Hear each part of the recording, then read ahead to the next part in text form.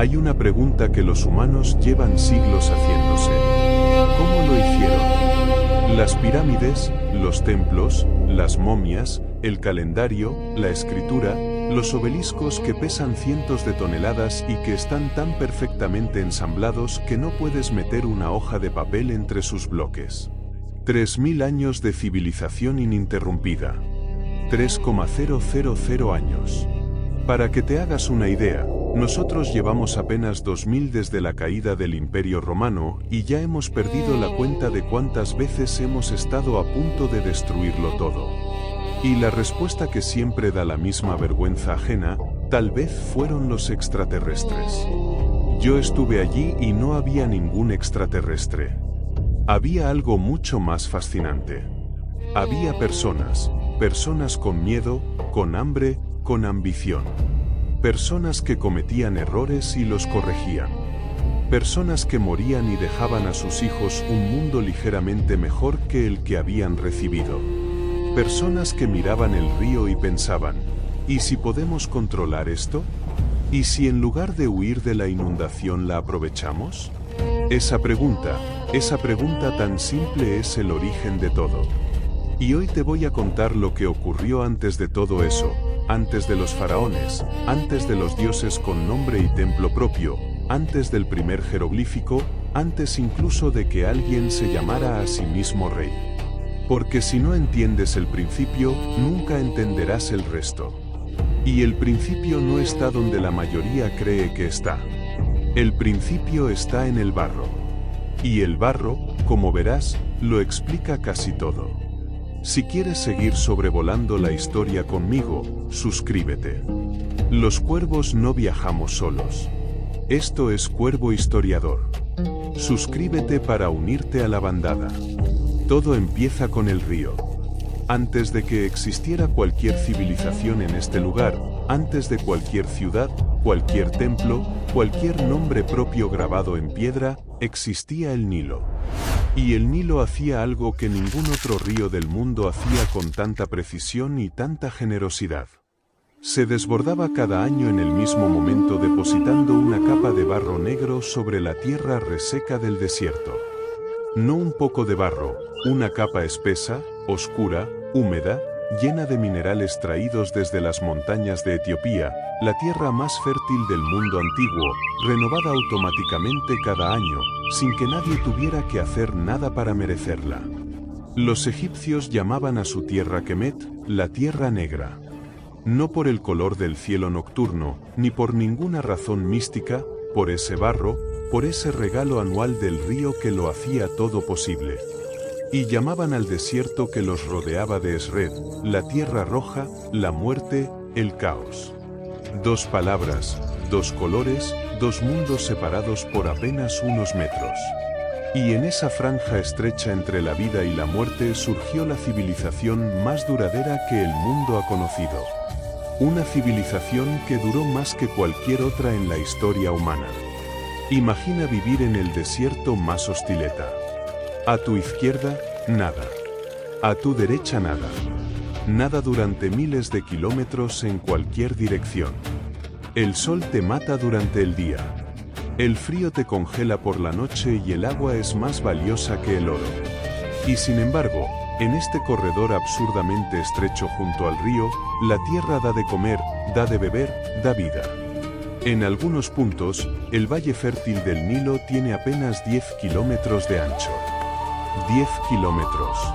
Y en ese corredor, con esa tierra negra y ese río puntual, los egipcios construyeron un mundo. No es un milagro, es química, es geología. Es el resultado de millones de años de erosión en las tierras altas de Etiopía, de lluvias monzónicas que arrastran sedimentos a través del Nilo Azul hasta depositarlos aquí en el Nilo, cada año como un reloj. Pero para los primeros humanos que lo vieron, para los que llegaron aquí huyendo del desierto que se expandía a su alrededor, aquello parecía un milagro. Parecía un regalo de algo más grande que ellos. Y esa sensación, esa gratitud mezclada con asombro fue la semilla de toda la religión egipcia. Y aquí está la clave que casi nadie explica cuando habla de Egipto. Este país no fue posible a pesar del desierto, fue posible gracias a él.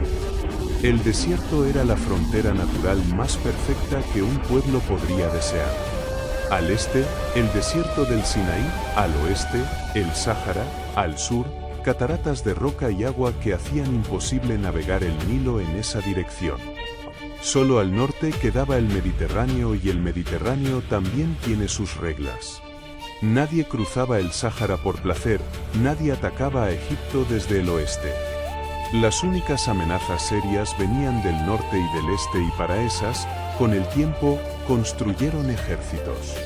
Mientras tanto, el resto de las grandes civilizaciones del mundo antiguo, Mesopotamia, el Indo, China, gastaban enormes cantidades de energía en defenderse de todos los lados.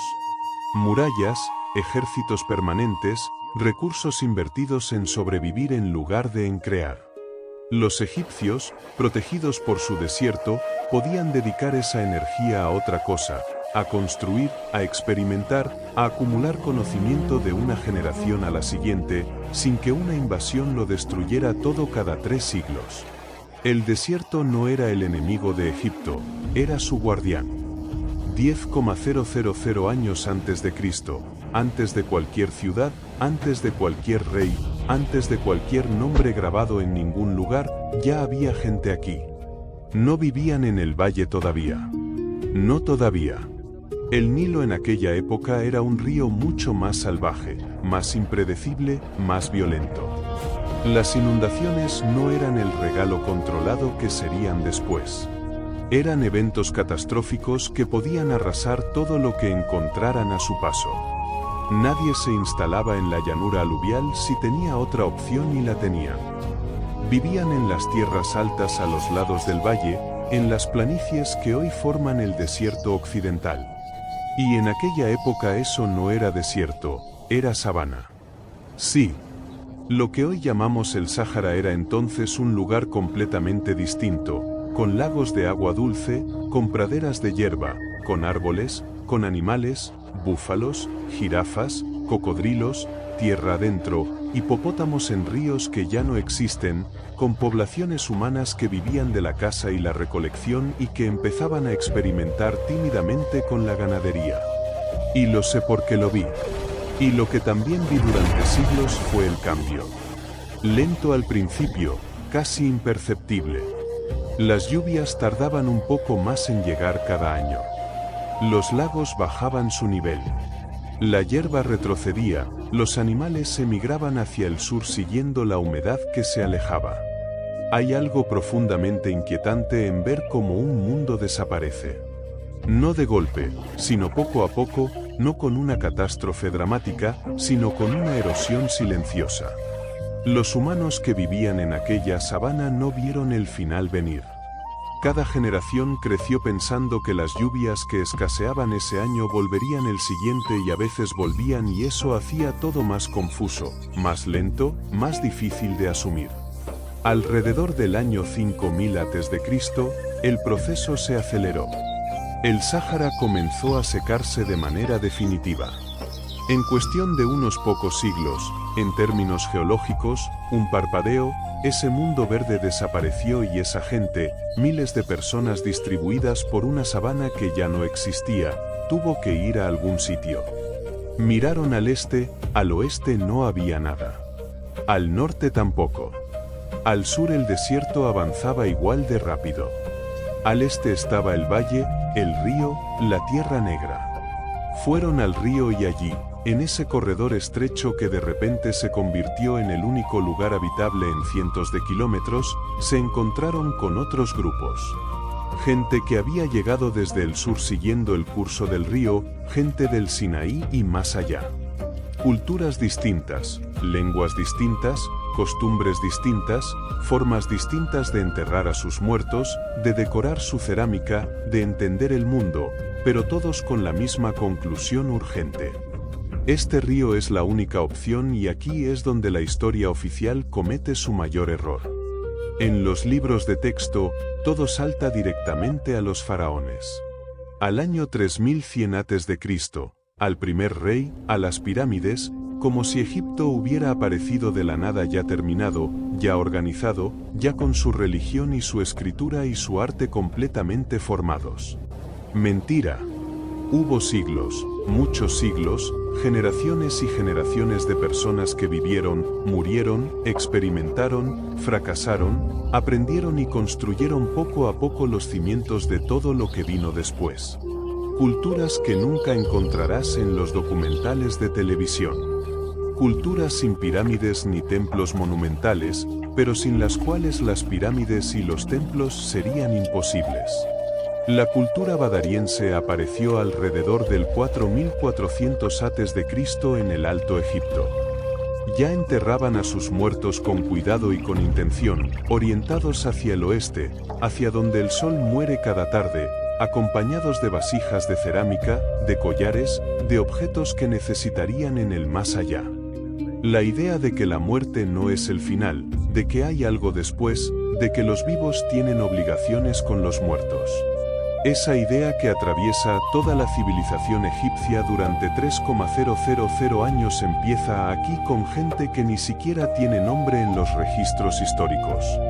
Su cerámica es extraordinaria, fina, pulida, decorada con diseños en rojo oscuro sobre fondo marrón. Tan buena que durante años los arqueólogos no podían creer que fuera tan antigua. Luego vino la cultura Nakada. Primero Nakada I alrededor del año 4000 a.C. Después Nakada II y III que se extienden hasta el 3100 aproximadamente. Este es el periodo en el que todo empieza a acelerarse. Aparece el comercio organizado entre aldeas. Aparecen las primeras diferencias claras de riqueza y estatus entre individuos. Aparecen los primeros líderes reconocibles, enterrados con más bienes que sus vecinos, en tumbas más grandes. Aparecen las primeras imágenes en cerámica que representan barcos, animales, personas en situaciones narrativas, historias contadas en barro y aparecen los primeros símbolos, marcas en vasijas, en objetos, en etiquetas de marfil, marcas que todavía no son escritura, pero que ya están dejando de ser simples decoraciones. Marcas que significan algo específico para quien las hace y para quien las lee. Los primeros balbuceos de un lenguaje visual, los primeros pasos hacia los jeroglíficos. Voy a contarte algo que te va a cambiar la forma de ver los jeroglíficos para siempre. No fueron inventados para la poesía, no fueron inventados para honrar a los dioses. No fueron inventados para que los faraones contaran sus victorias en las paredes de los templos, aunque después sirvieran para todo eso. Fueron inventados para la contabilidad. En 1988, un arqueólogo alemán llamado Günter Dreyer excavaba una tumba en la ciudad de Abidos, en el Alto Egipto. La tumba UJ la llamaron, una tumba grande de alguien importante, de alguien que era claramente un líder regional que vivió alrededor del año 3200 a.C. Y dentro de esa tumba encontró algo inesperado.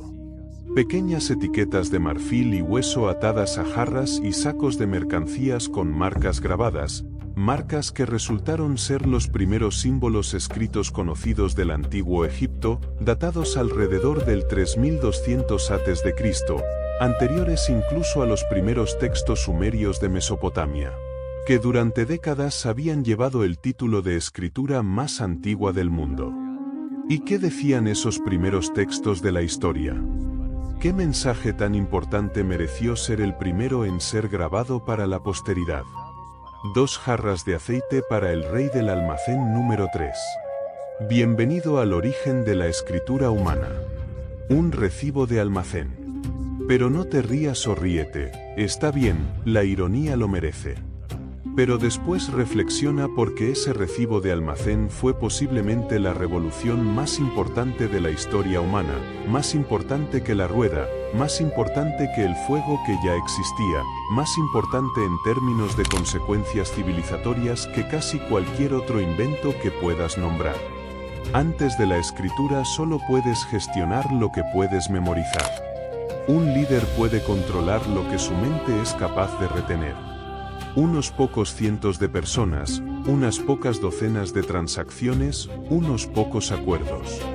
Después de la escritura puedes gestionar un reino, puedes gestionar un imperio, puedes coordinar miles de trabajadores en proyectos que duran décadas, llevando un registro de cada piedra, cada herramienta, cada ración de pan. Sin escritura no hay pirámides. Es así de simple. ¿Cómo evolucionaron esos primeros símbolos hasta convertirse en el sistema jeroglífico completo que conocemos? Al principio eran puramente pictográficos. Un dibujo de un pájaro significaba pájaro. Un dibujo de una mano significaba mano. Simple, directo, limitado. Con un sistema puramente pictográfico, solo puedes representar cosas concretas y visibles. No puedes escribir mañana o miedo o justicia. Luego se volvieron ideográficos, más abstractos. El símbolo del sol ya no solo significaba sol, significaba también día, calor, luz, tiempo y eventualmente el dios Ra, que era la encarnación divina del sol, un símbolo, múltiples significados según el contexto.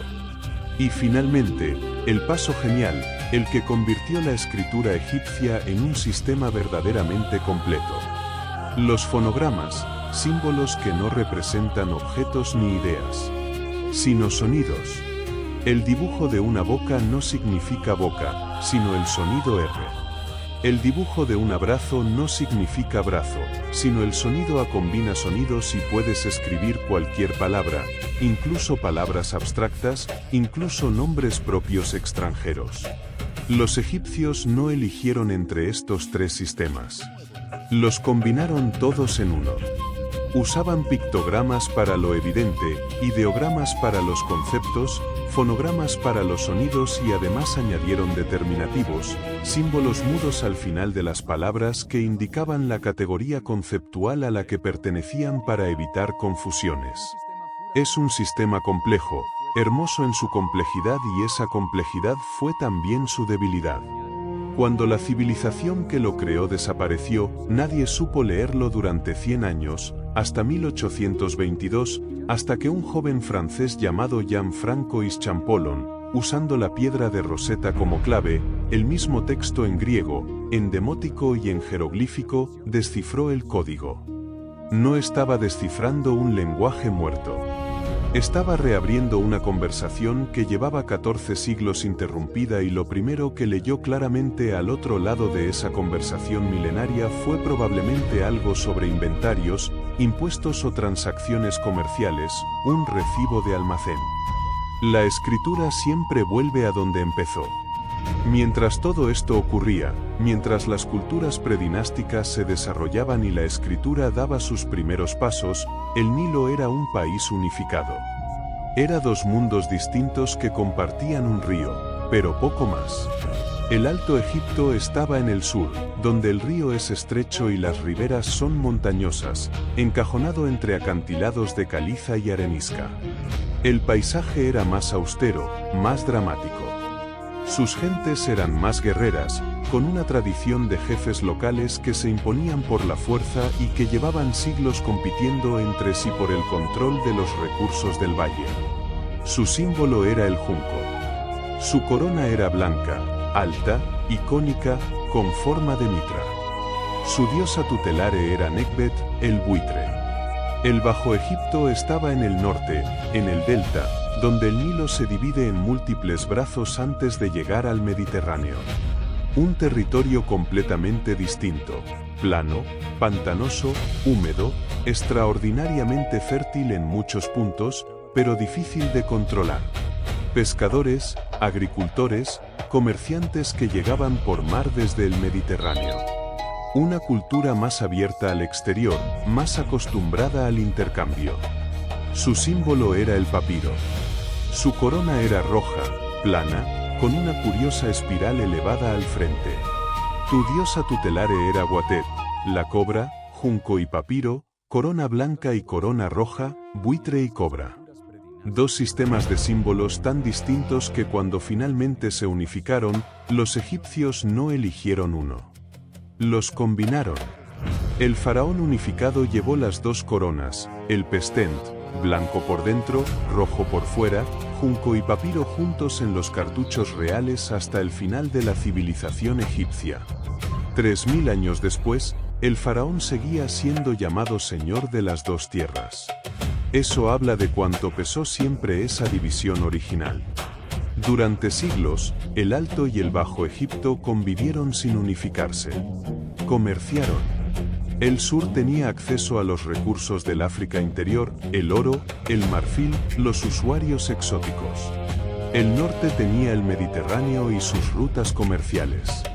Se influyeron mutuamente, artística y culturalmente. Se casaron. Los ajuares funerarios muestran mezclas de estilos.